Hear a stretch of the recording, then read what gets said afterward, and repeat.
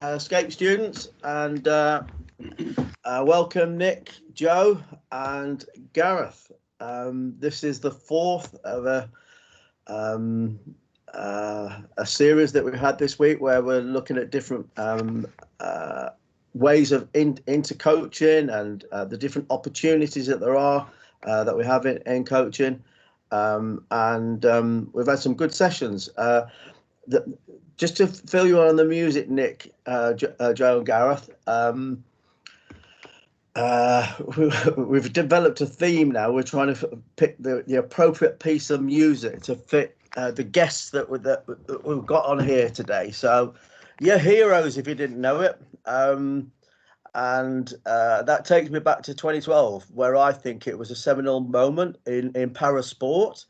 I mean, I'm old enough to remember where there was very little, almost no competition available for people with disabilities. And I remember in the 70s, the late 70s, I had an athlete that was partially blind, and in those days, Joe, you'd be amazed that how it used to be. You didn't have a runner with them.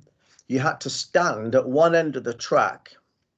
You know, in your head now, you know what's coming. You had to stand at one end of the track, and his name is Derek Cunningham. So like Derek was in lane 4, and he'd sprint towards me. And if he started drifting towards lane 3, I'd shout 3, 3, 3, 3, 3, 3. So we know that he was heading towards lane 3. And if he was then heading towards lane 5, I'd shout 5. So there I was going like 3, 3, 3, 3, 3, 5, 5, 5, 5, 5, 3, 3, 3, 3, 5, 5, 5, 5. You know, and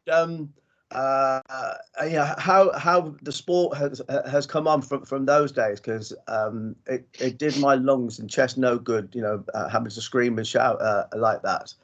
But I actually tried running myself blind. The scariest thing of my life. It really was the scariest thing I'd ever encountered. And then bringing it forward to 2012, all the anxieties and the worries leading up to London 2012, doom and gloom, it's going to be a disaster. And after 10 minutes of the opening ceremony, I was thinking, wow, Britain, you are putting on a show. And then when it came to the Paralympics, a couple of weeks later, Channel 4, take a bow. What they did to profile para Olympians, I thought was absolutely sensational. So Nick, I'm going to come to you first, because I think there's a bit of having talked about the Olympics in the 2012, a lot of it's down to you, isn't it, mate?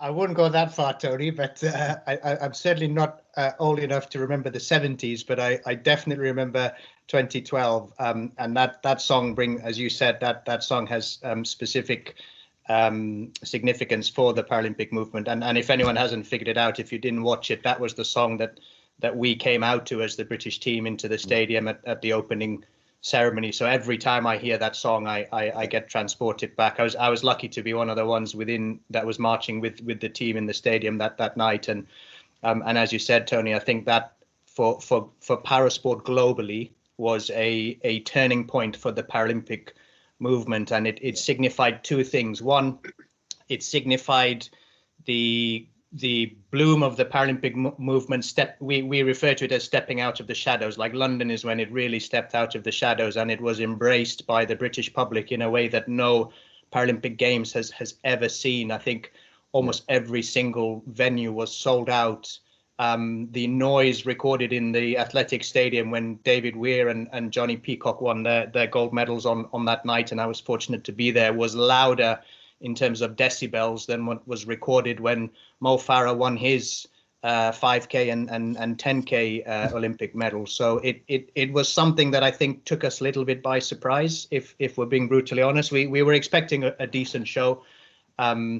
But I think the momentum that we carried forward from the Olympics and the fact that so many of the British public, including myself, missed out on tickets for the Olympics. I think there's probably lots of people there that were very disappointed to not get tickets for the Olympics, and actually that created an opportunity for the Paralympic Games, whereby I think British public just wanted to be part of the spectacle. And yeah, like I said, the other key thing it signified was the arrival of some of the other competitive nations that previously we had not seen taking the Paralympic Games seriously. The Russians, as an example, and I'll be very open and honest with everybody. The Russians pipped us in the medal table in London, so we finished third in the medal table behind Russia. We didn't see it coming from Russia, and so there was a little bit of, I guess, embarrassment on our side from a British perspective that we didn't finish second in the table, which is where we finished in Beijing. So there was it felt a little bit like a backward step, and I think that really kicked us up the backside, so to speak, to say we can no longer be complacent if ever we were complacent as a nation. And then what you saw us do in Rio to finish second with 147 medals, by far and away our strongest Paralympic Games showing, I think was a great response to some of the disappointment that some of us felt in London. So yeah, if you fast forward to where we are today, the Paralympic Games has come from very humble beginnings, and I certainly don't want to take any part in British success. There are so many people that have played a role in that, the British public as well. And let's not forget, the Paralympic Games was created in Great Britain. We invented the Paralympic Games through Sir Ludwig Goodman. And if anyone hasn't seen Rising Phoenix on Netflix, watch it. It's an unbelievable story of how the Paralympic Games started and where it is now. You're on mute, Tony. You're on mute, Tony. Nick, that's fab. When you can, or Kath, can we put Phoenix Netflix in the chat so that at the end of the session the students know where to go to have a look at that. But yeah, it's great. How did you get involved, Nick, in the para movement? Yeah, so I've been working in Paralympic sport, Tony, for 18 years, and I'm lucky I've been part of the British team for the last 6 Paralympic Games, including summer and winter, and I'll be part of the team for Tokyo if Tokyo goes ahead. So, but actually for me, it started purely by accident and by chance, and I don't mind admitting that when I was first given the opportunity to work in parasport, which is when I was at university, I'd just finished my undergraduate degree. And one of my lecturers at the time said, "Oh, would you mind giving me a hand with some wheelchair tennis, some physiology testing for the GB wheelchair tennis squad?" And I'm happy to admit that I'd never heard of wheelchair tennis. I didn't even realize that people in wheelchairs could play wheelchair tennis. And I had very little understanding of what the Paralympic Games was or what the Paralympic movement was. But something in my head just said, you need to say yes to this opportunity. Even though you maybe don't like the sound of it, if I'm being honest, it didn't really excite me. I said yes. And 2 years later, I was at the Paralympic Games with the British team in 2004 in Athens. And 18 years, almost 20 years on now, I find myself in having had some amazing jobs in my career as head of performance for the British Paralympic Association and head of science and medicine for Paralympic sport at the EIS. And kind of a key part of the Paralympic movement within the UK. So my message to anyone listening, when someone gives you an opportunity and you're not sure, just say yes, because it's such a competitive landscape out there. And, there's so many people that will have degrees, but not many people have the experience to go alongside it. And I think for the guys and girls listening, you're in an amazing environment at Loughborough, where opportunities will come their way. You can either create those, which is probably the best way to do it, or if I don't know how you put yourself in the right place at the right time, which is where I was.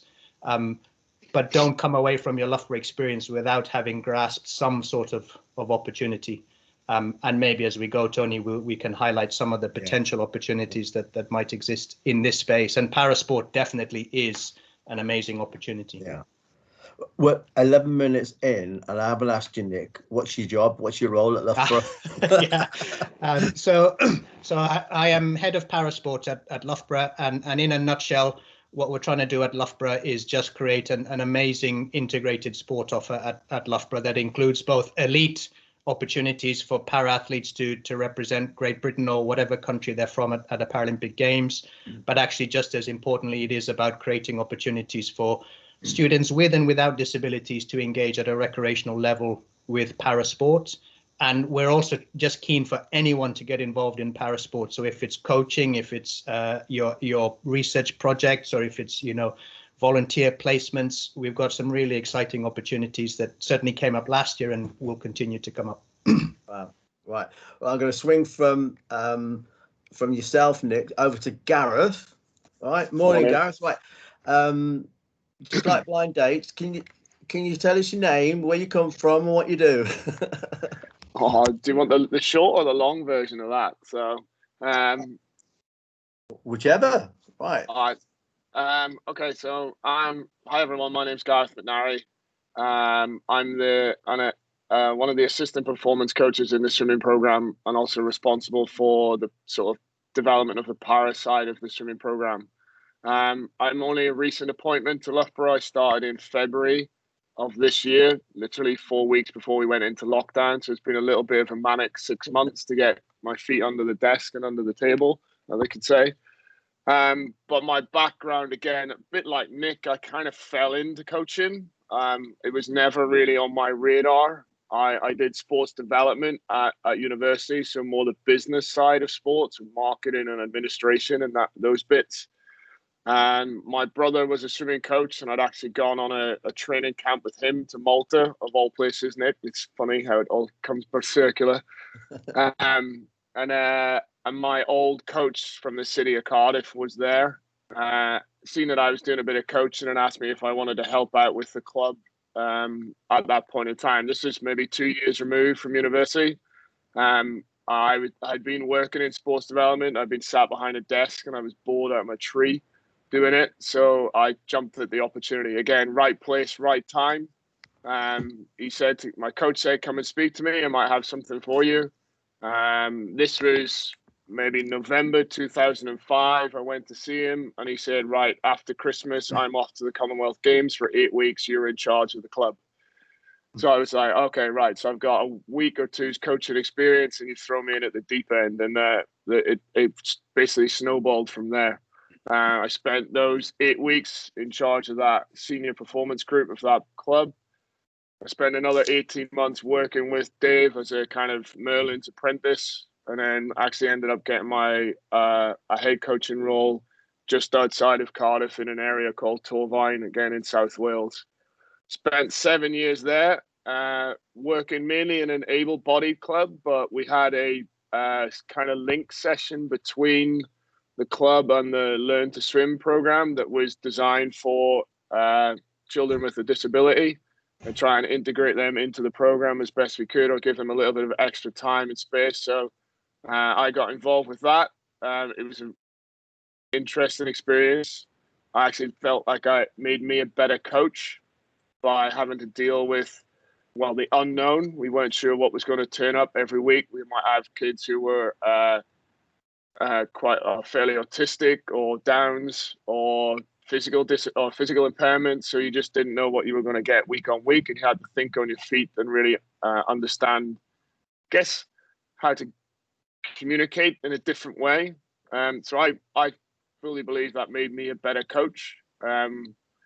I actually then had a break from coaching for 3 years and went back to university and did a PhD, and then ended up, like I said, starting here in February of this year. That's a kind of whistle-stop tour for me. You're on mute again, Tony. Thought you'd be nailing these Teams meetings by now. Oh dear, thank you, Gareth. I'll push you in the water next time I see you in the pool. No problem. Right, Joe McDonnell. What's your role at Loughborough, and how did you get here? My role is head of para sprints and recruitment for para-athletics. I've been around Loughborough for, I did a kind of a diploma at the college mixed in with the university, which was sport and leisure management.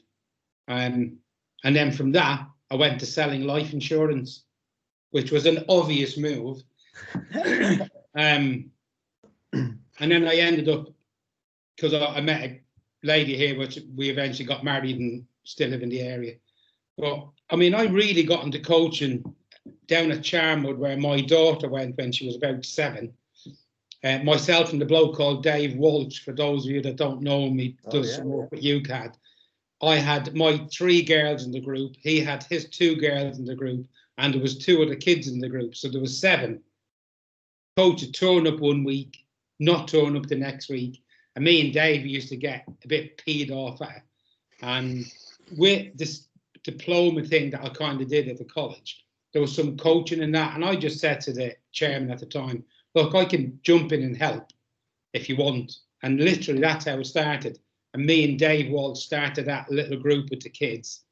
And whilst I was doing that, there's a place called Mountfields Lodge in Loughborough, which is not far from the university. And I used to go in every Thursday night to help at a group called the Pegasus Club. And that was, it was a bit of a dual role that I had there. It was a voluntary thing, but there were some kids that had been in trouble because their parents may be involved in drugs or had an underprivileged background, or the kids had been in serious, kind of getting them back into society through sport. But the other part of that was bringing in some kids that had impairments. So it ranged from, I mean, severely disabled kids in chairs that needed 24-hour care to kind of fairly ambulant people with impairments and people with visual impairments. And that's, so I never pursued a role in coaching or in sport. I just enjoyed doing it. And those group of kids that me and Dave had down at Charmwood, we ended up with 85 kids on the track with a waiting list. And some of those kids that came along, and me and Dave were really open. If some of the children turned up and they had impairments, well, they were just part of the group. And I did a presentation for England Athletics a while ago, and I called it just coaching. Because coaching anyone with an impairment, it is just coaching. And I think the sooner we get away from separating kind of able-bodied and para-sport, it should be just in one breath. We should be talking about athletes, people that have got capability, people that have got ability, and are just amazing at what they do. Now, that doesn't matter whether it's Usain Bolt or Jason Smith or Hannah Cockcroft. They're all absolutely amazing athletes. Yeah, so I kind of fell into it a bit. And then when I was at Charmwood, one of the England football players, his name was Sean, and I can't think what his surname was.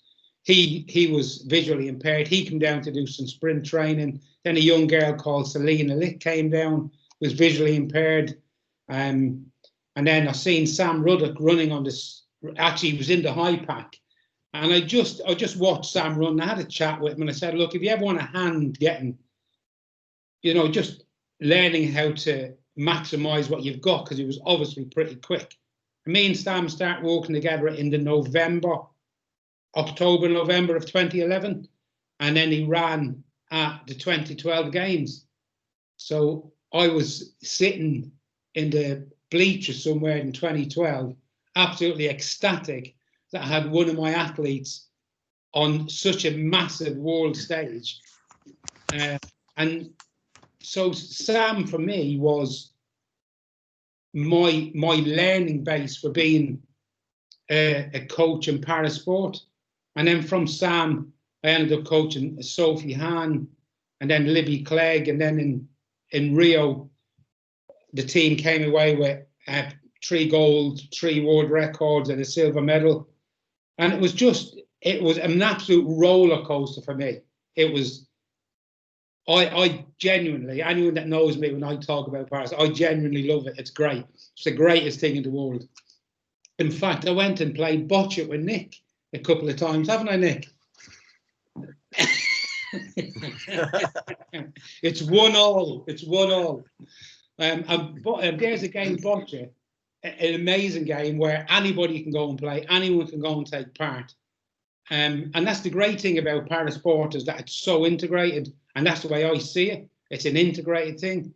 And then, like I said, with my journey, then I got involved with British Athletics, helping the academy, and just, I think it's like any sort of coaching. I think you enjoy it if you love it. And I think I relayed a story to you, Tony, actually, a while ago, that in 2017 at Berlin, I had the best medal haul as a team. I had a lot of para athletes there, and as a team, we did absolutely amazing. And it was probably the least enjoyable year of my para coaching. And I completely reevaluated it at the end of that year. And things changed. Some people left the group, and now it really is a breath of fresh air. Lockdown has been great because you can really see the para athletes and the able-bodied athletes that have gone and worked hard. But like we said, so I started in February with Loughborough University, even though I've been coaching down here for years. And again, getting the job as a para coach down here at Loughborough University was, again, massive for me, because I was here anyway. Nobody from finance or from HR is listening. I would have done the job for nothing, you know. But yeah, and so I'm here, and I genuinely feel I've got the greatest job in the world. And I think the great thing about it is what you can learn in parasport. And Gareth already said it, without a shadow of a doubt, it's turned me in. It's maximising my potential working with para athletes, without a shadow of a doubt. Yeah, I am so happy and relieved that you're getting payment here at Loughborough for what you do. Because in the time that I've been here at Loughborough, I have to admit, Joe, it's pained me. I felt embarrassed that such a great person as yourself, and somebody that has done so much in the time when you fell into it by accident because you just happened to be a dad. And I think it's incredible, you know, that here we are, you know, having coached, you know, multi-gold medalists at Olympics and World Championships, and it's fabulous. And I knew you would have done it for free. And I suppose I should have told Nick, don't pay him, he'll do it for free. Right, I'm going to go back to Gareth if I can, because like last week I was stood at the poolside, and going back to like what Joe was saying just a few moments ago, that when he did a presentation at England Athletics, it's just coaching. And like last week when I came and I interrupted you whilst you were coaching, tell the students in the pool the group that you had at the time and in the pool. Okay, so I'm kind of responsible for two groups of athletes within the swimming program. I coach the sprint group, and I coach we have two para swimmers at the moment. Now, as Nick alluded to earlier, and Joe has said as well, our ideal world is for us to have a fully integrated program where the athletes can train together, they can train in the same lanes. But the two para athletes that we have at the minute, one is an S12, which is a visually impaired athlete, and another is an S5. Now she has a spinal cord injury, so she's paralyzed from T5 down, so basically middle of her back and down. So we can't really integrate them into the normal lanes of the program. So what we've done is we've kind of put a bespoke program together for those guys where they've got 5 sessions per week, of which 2 are next to our athletic union squad and 2 are next to my sprint group. So we have an integrated program, but they're separate. They have a spare space that they can swim next to, but they can swim next to the group, so they feel part of the team. They're included in all our meetings or our group chats on WhatsApp. We have a young girl, Katie, who's come along and helped us out with the coaching of the para side of it, and she's been great. So it's allowed us to have that integrated model where we can give them a bespoke program that is tailored to them, continuing to work with the main body of swimmers within the program. What did you say to me, Gareth, when I said, "How you doing?" Can you remember? No, that's nearly a week ago, Tony. I can't remember what I did yesterday. Never mind 6 days ago. Okay. So, you said, "I'm just loving this." Okay. Yeah. Yeah. Yeah. I mean, Yeah. Like people have asked me like why I came back to coaching rather than staying in academia after doing a PhD, and my answer to them is I took passion over a paycheck at the minute. So, coaching is kind of ingrained in me, a bit like Joe. It's not something I ever planned to do, but I love every moment of it. I'm probably at my happiest when I'm on a poolside chatting or working with athletes. I'm not the best at administration, but give me a group of athletes in front of me, and I'm quite happy. I'm in a good place at that time. That sounds like a good coach to me. Nick, I want to come back to you and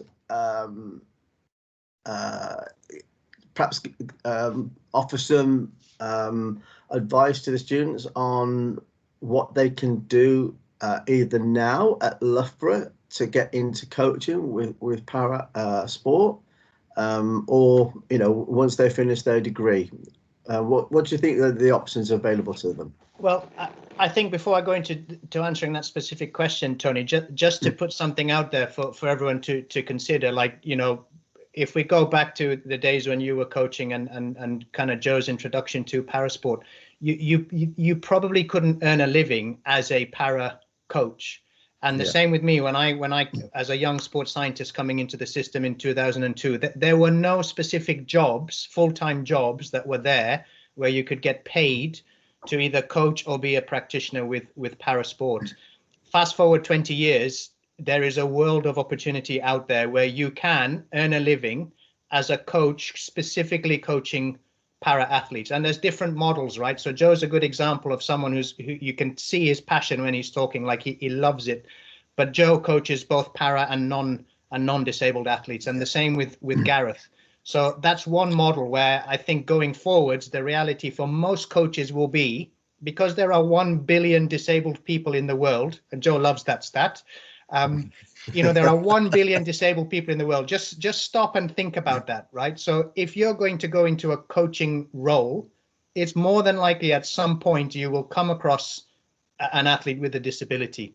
And it doesn't mean you have to be an expert in the disability. But I think, as Joe is exactly right, we need to stop thinking about coaching in particular as, oh, that's a para coach and that's an able-bodied coach. If you're going into coaching, particularly in the Olympic/Paralympic sports, the reality is most of these environments now are integrated. Now, whether you're coaching at a grassroots club volunteer level or whether you're a paid professional coach, I'll put it to you guys that you will at some point be working with para athletes. And for some of you, and for some of the current coaches, they are specialist para coaches. If you look at some of the well-funded programs, rowing, British cycling, British swimming, there are full-time paid professional coaches who specialize in coaching para athletes.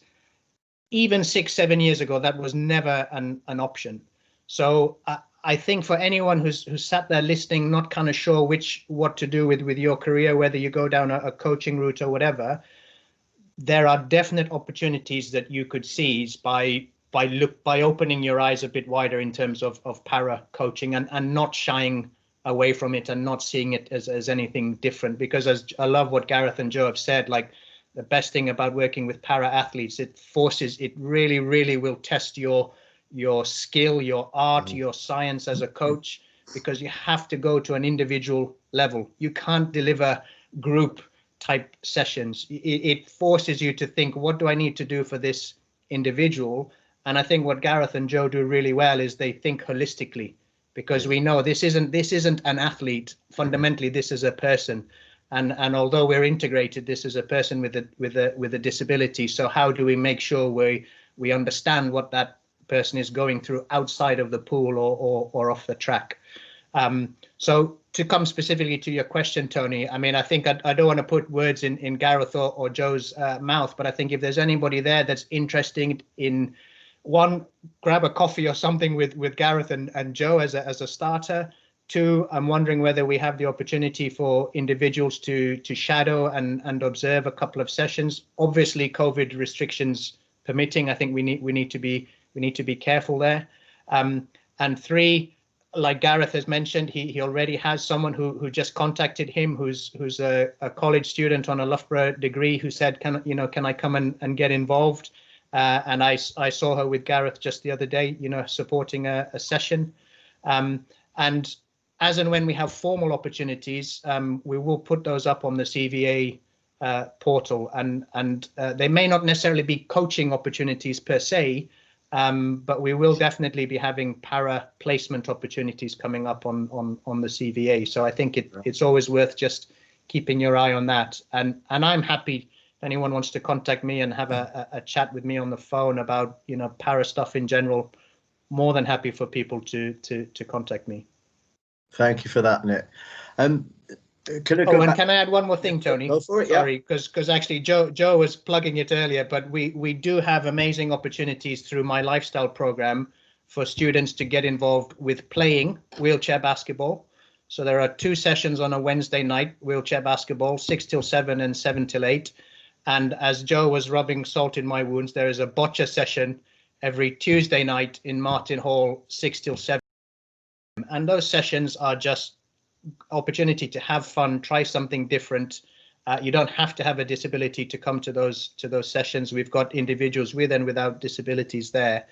And there is now a new AU wheelchair basketball club, and we are in the process of recruiting players for that. And again, you can play as a person without a disability. So if anyone's interested in the actual playing side of things and possibly even coaching wheelchair basketball, then you should speak to the wheelchair basketball committee, because they are looking for new coaches there as well. Fab. Joe, can I come back to yourself and Gareth? With respect to Gareth, you're still in your baby years of coaching, compared with Joe, who's joined me in the wheelchair in the folks' home. Has coaching para athletes made you a better coach? Gareth, do you want to go? Age before beauty, mate. Okay, go on then. and the wisdom of age is wit. Yeah. Well, absolutely, because I think Nick has made a good point. And one of the things that we always think about is, are we athlete-centred? And I think when you've got a group of athletes that you feel, so if you're coaching a group of what we call able-bodied athletes, the likelihood is, and it's one of the really poor sides of coaching, is you make an assumption that they're capable of doing things, and you look beyond the basic movements. And with coaching athletes with an impairment, the first thing you look at is basic movements. So you become very athlete-centred. So one of the things that it's taught me is to have no expectations of anybody, regardless of ability or skill level when they turn up.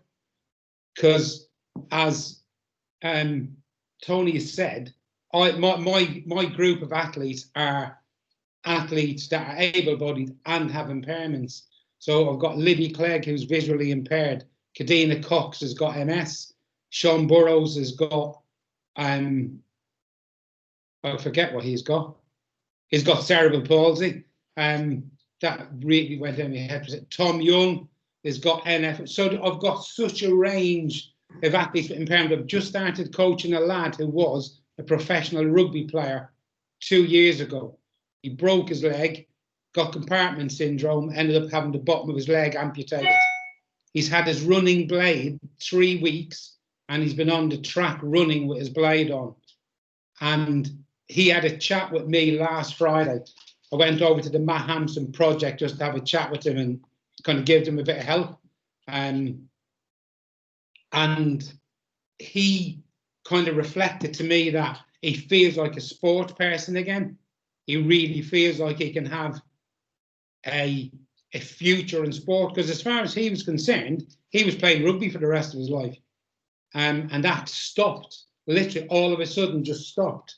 When I went over to the project, they reflected to me that since Ben got his running leg and is now running, he's a completely different person. And now what he's learned and how he feels, he's sitting and chatting to other people that have turned up that have had catastrophic events and sitting and having really good conversations with them. And that's what coaching athletes with impairment does. It takes you down to the very base level. And normally what happens, what I do with an athlete when they turn up, is if they've got a range of poor movement, generally 80–90% of that poor movement is poor learned movement. And then the rest of it is movement because of the impairment that me, you, or nobody else can get rid of because it's there. But what it does, it teaches you to step right back. And because I do that with my para-athletes, if I get anyone that isn't a para-athlete that turns up, I take them right back to the start, and I start at the basis and I build up from that. So that's the biggest thing it's taught me, is to look at the person as an individual and work on that, and work on all the things that they need to be to have a really good foundation, and then move forward and not just make assumptions. Yeah. Great answer there, Joe. I just remember, like, from my teaching days, you know, you have mixed ability classes, and you learn to start gearing things to individual students. And so, you know, as you say, you just teach the person that's in front of you. I love the fact that you could not remember what one of your athletes' disability was. That's brilliant, because as far as you're concerned, he has a name and is a person, right? And he's not the disability. Love it. All right, Gareth. I know you've only been coaching a few months here at Loughborough in the pool with some para swimmers, but in what way do you think working with para swimmers has helped you become a better coach? I think, to just build on what Joe said as well, I think you realise that each athlete in front of you is an individual. And like, again, as Joe said, with the AB guys, you tend to assume that they can all do the same things, when actually, even within their scope and their spectrum, they're all different and all individuals. They all have different, they all might look the same, but they've got different movement patterns. They've got different mobility or lack of mobility within certain joints. To really start to look at people from a person perspective rather than just an athlete in the pool. I mean, working with Nat and Vladdy this last 6-8 weeks, obviously Nat is visually impaired, so he can't see any of what would be a traditional demonstration from poolside in terms of stroke or what changes he might need to make in his stroke. So it's meant that I've had to use my voice in a different way, and really dial down and dial into how I'm explaining things for him. And if he has to make stroke corrections, it's right, how do I get him to understand this in the right way? And if I can't get him to do that, then via my voice, like Nick saw on Wednesday, I had to get him out of the pool and put him into what I call my torture rack, which is not a torture rack.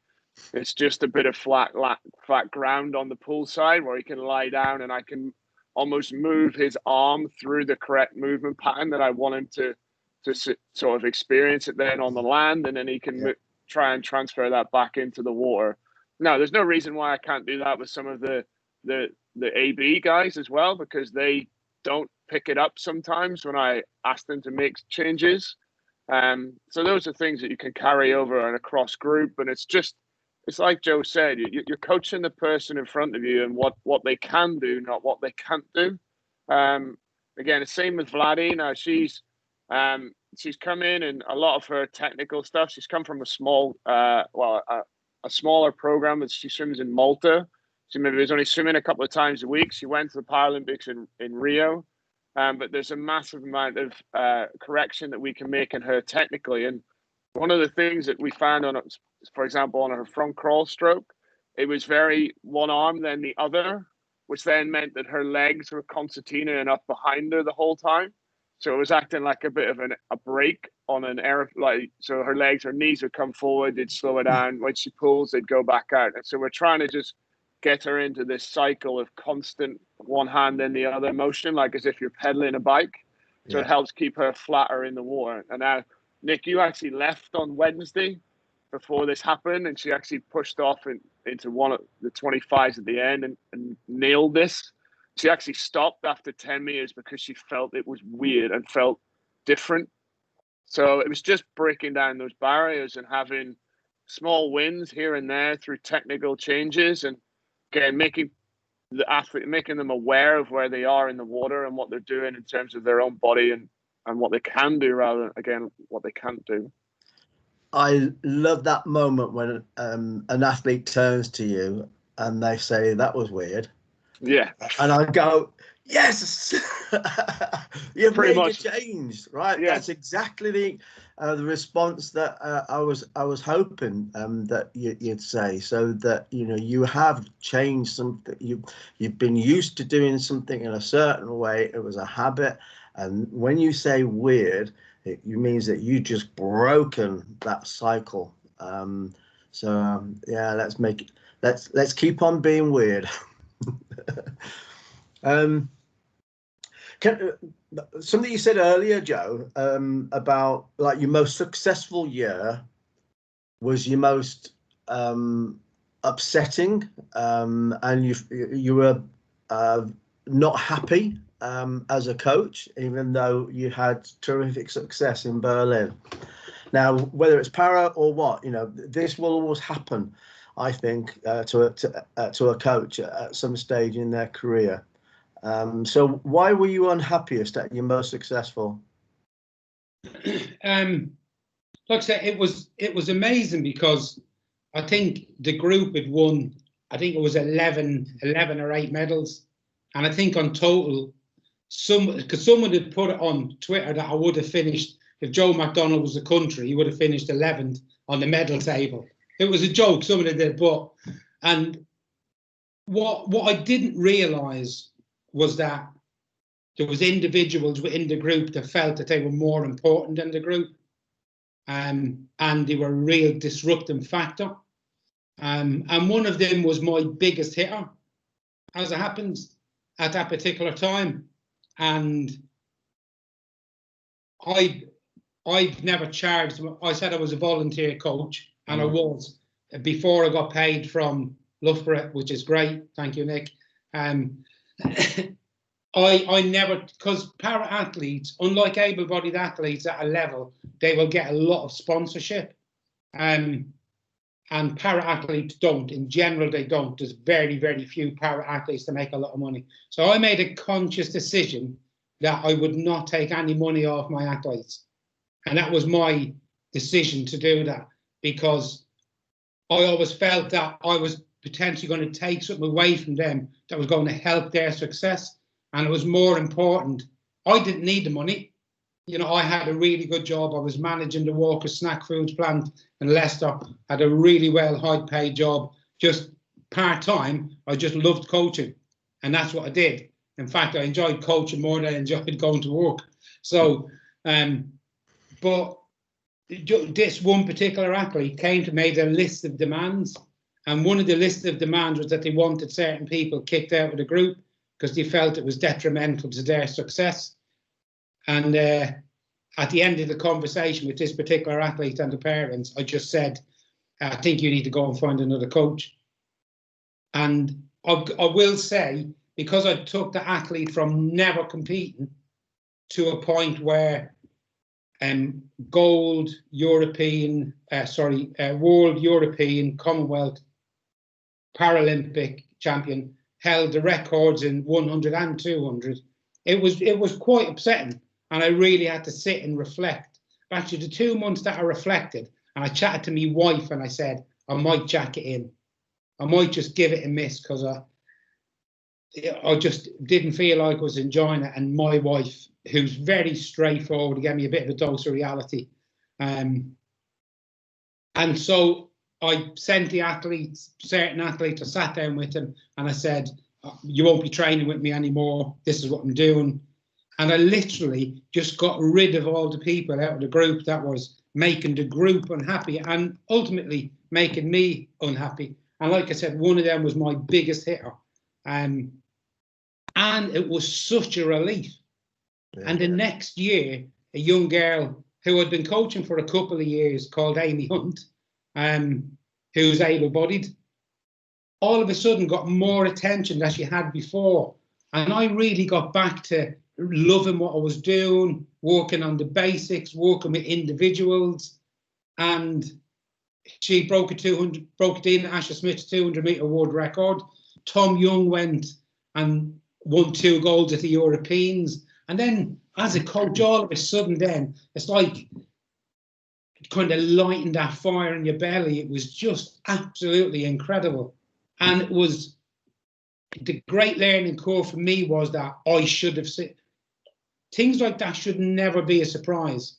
If you're really honest with yourself and you're open with your team, it's having that conversation with someone should never be a shock. So I learned a lot from that because I missed that. I come from a management background and I mismanaged that situation. So I was quite upset with myself that I'd done that I'd missed it.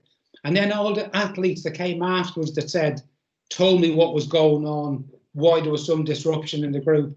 And I said, why didn't you tell me? And he said, well, you spend so much time with us helping us. We didn't want to upset you, which was great. Because that then is athletes who really kind of respect you and they really care about you. On the flip side, what they should have done is could have been really open.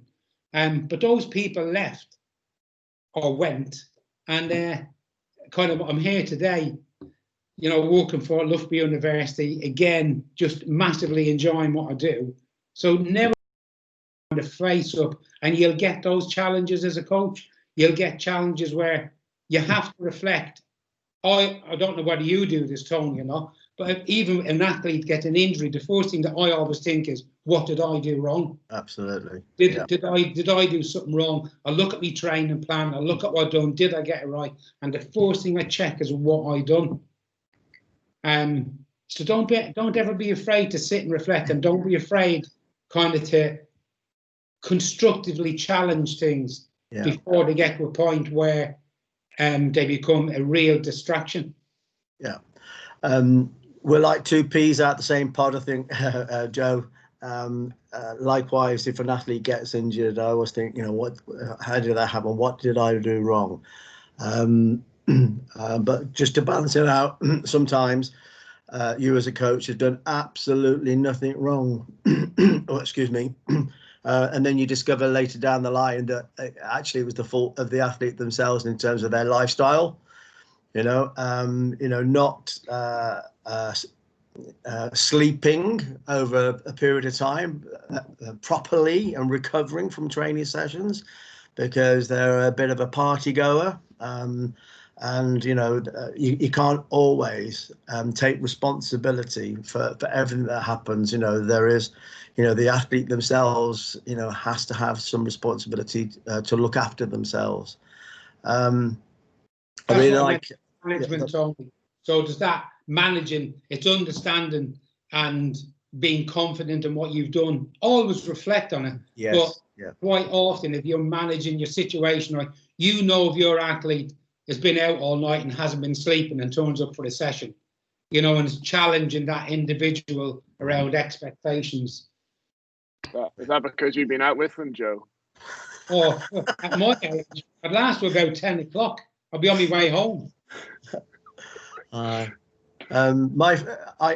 like yourselves guys, in athletics, individual sport. But I've had a motto that I've followed for many years to help me through the difficulties of relationships, because obviously, my motto is all for, the Musketeers, all for one and one for all.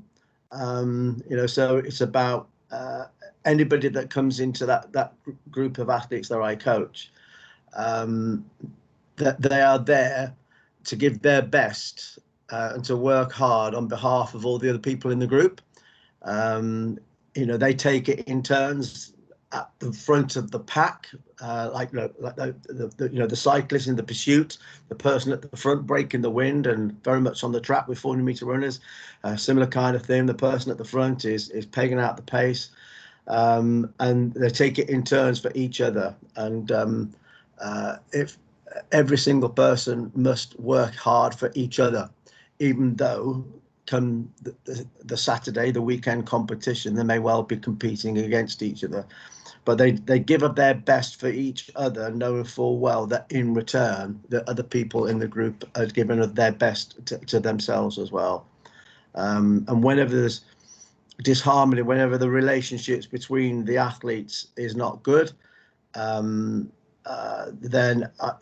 as a coach, you have to step in and either cure that relationship or cut it, because it's not good for everybody if there's one sour apple within that group.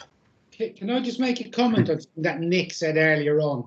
And he was saying about there's absolutely opportunities for coaches to become paid professional coaches with para-athletics. And it just popped into my head that in Rio 2016, the winner of the men's 1500 meters for the Olympics ran 3:50. He was an American. I can't think what his name is. The winner of the T13 1500 meters ran 3:48. So the winner of the 1500 meters for the T13, which is a visually impaired class, ran quicker than the winner of the Olympics by 2 seconds.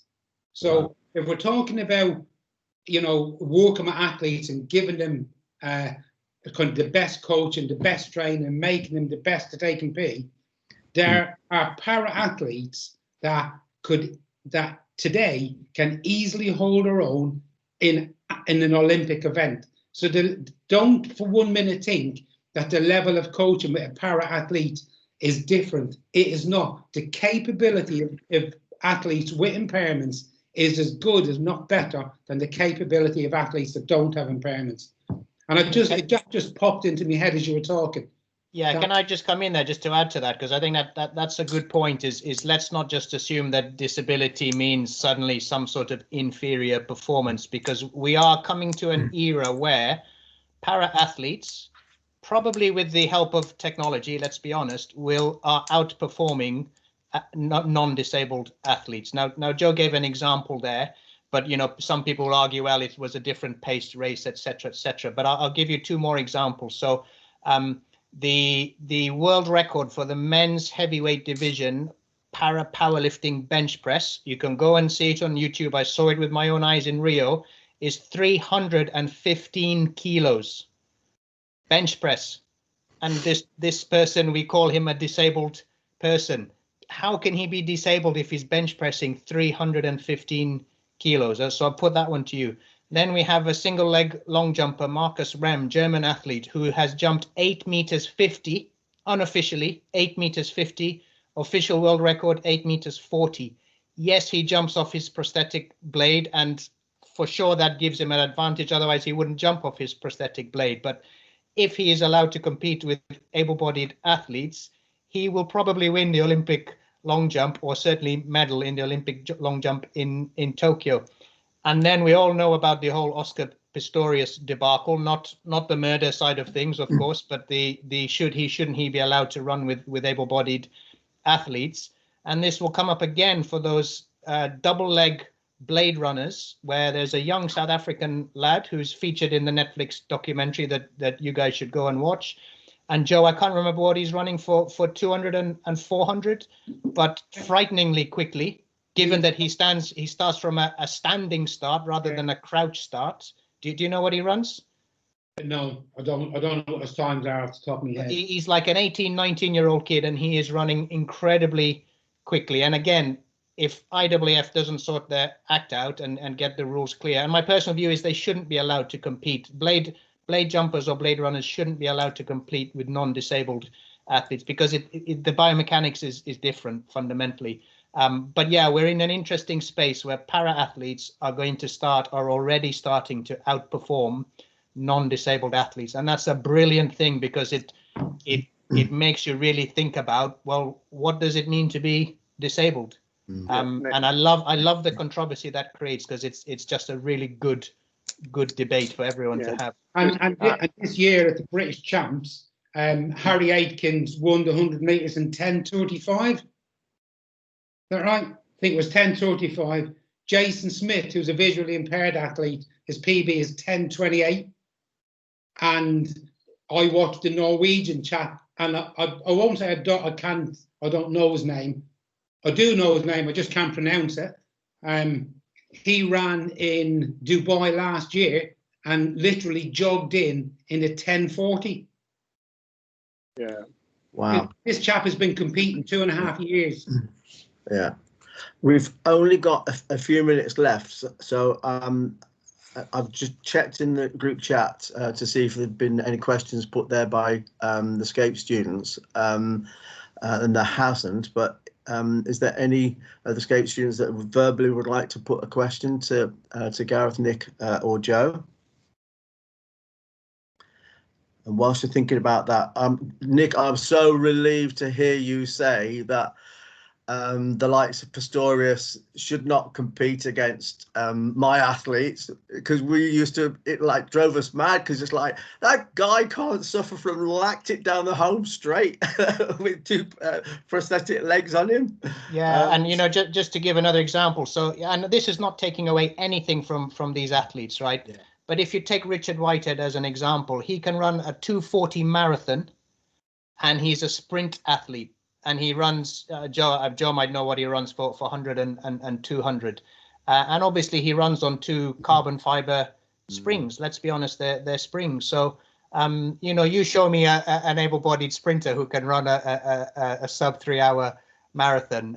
It just doesn't happen. So, yeah, if we're being honest, it's not a fair contest. It's a different contest. And the argument shouldn't be, should they run together or not? Like it should be, let's just celebrate the para athletes for what they are. Let's stop trying to compare them. And this is what we do. We make the mistake of trying to compare to non-disabled athletes. And that is doing them a disservice, because some athletes will never be able to run as quick as able-bodied athletes, or swim or throw or whatever.